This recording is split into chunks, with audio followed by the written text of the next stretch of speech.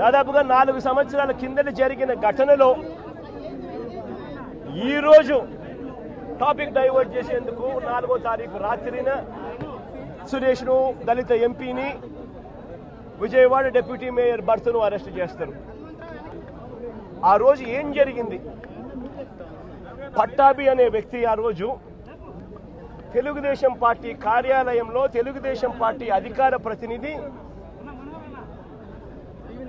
ముఖ్యమంత్రిని ఆ రోజు అన్న మాట